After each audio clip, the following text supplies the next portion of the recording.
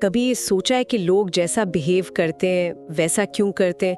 कोई अचानक इतना इतना इरेशनल क्यों हो जाता है, या कोई इतना सेल्फ ऑब्सेस्ड?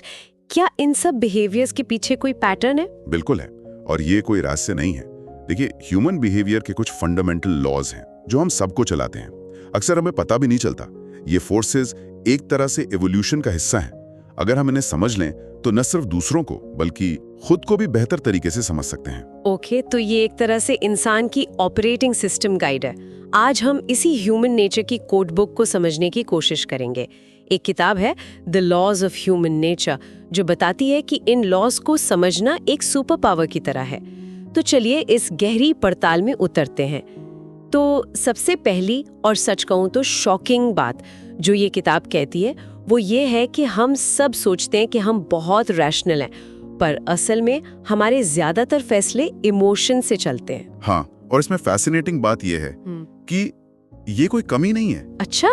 नहीं, ये तो हमारे ब्रेन के मतलब उसके स्ट्रक्चर का ही हिस्सा है। इमोशंस लैंग्वेज से बहुत पहले इवॉल्व हुई हैं। वो सर्वाइवल के लिए क्विक कम्युनिकेशन का एक जरिया थी। जैसे गुस्सा वो खतरे का सिग्नल देता था, डर हमें भगाता था।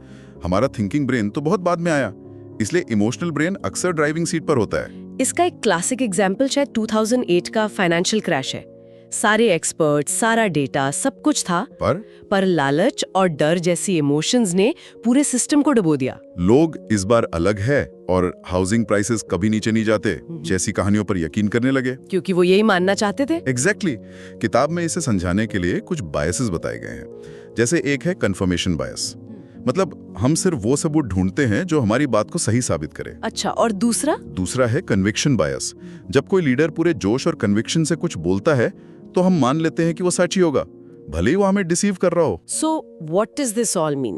पहला कदम है ये एक्सेप्ट करना, हाँ, कि हम फंडामेंटली इरेशनल हैं। कोई भी इससे बचा नहीं है।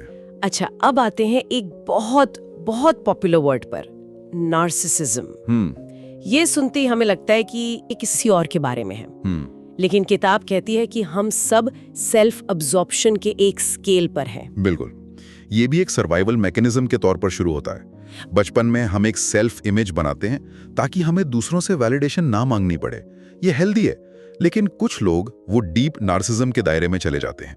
Deep narcissism? हाँ, उनकी सेल्फ इमेज बहुत फ्रेजाइल होती है और उन्हें कांस्टेंट अटेंशन चाहिए होता है ये फील करने के लिए कि वो एग्जिस्ट करते हैं।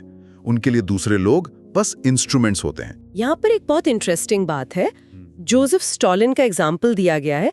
अपने शुरुआती दिनों में वो बहुत चार्मिंग था।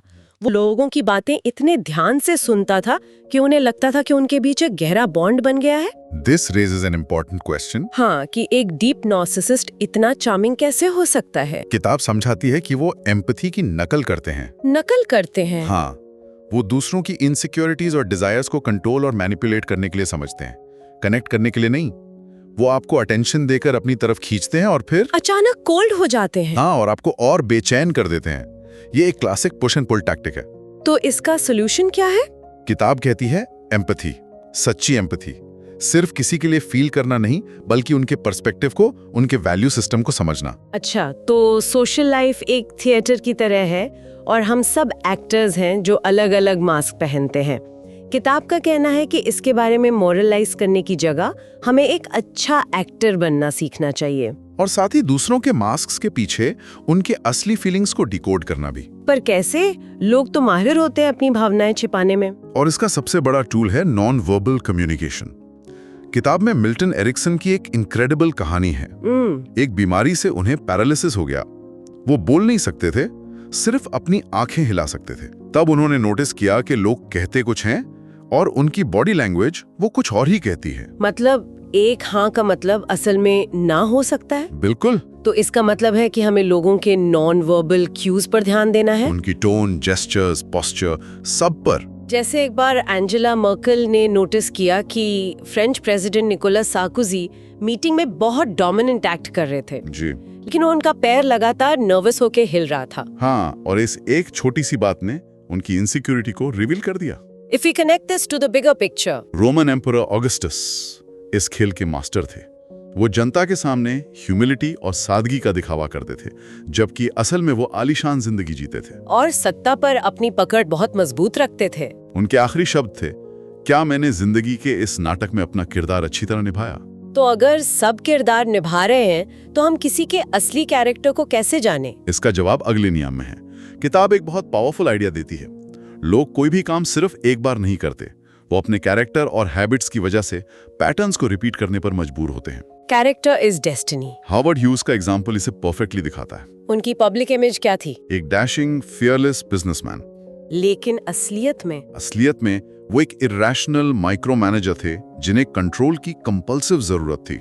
और ये पैटर्न उनकी पूरी जिंदगी दोहराया गया। चाहे वो उनकी फिल्म हेल्स एंजल्स हो, आरकेओ पिक्चर्स हो या एयरक्राफ्ट बिजनेस, वो हर प्रोजेक्ट में इंटरफेयर करते, एक्सपर्ट्स को फायर कर देते और आखिर में केओस और फेलियर ही हाथ लगता।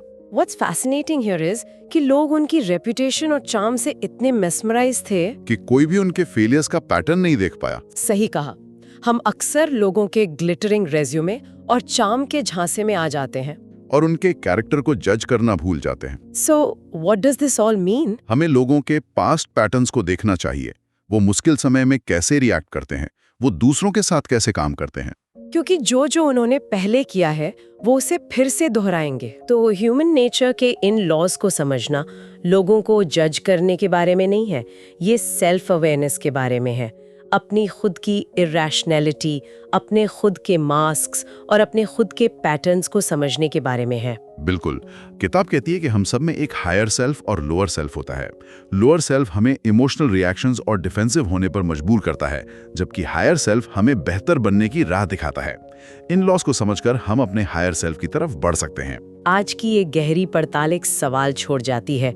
अगर हम सब कंपल्सिव पैटर्न्स रिपीट करते हैं तो आपकी जिंदगी का वो कौन सा एक पैटर्न है जो बार बार लौट कर आता है, और वो आपके कैरेक्टर के बारे में क्या कहता है?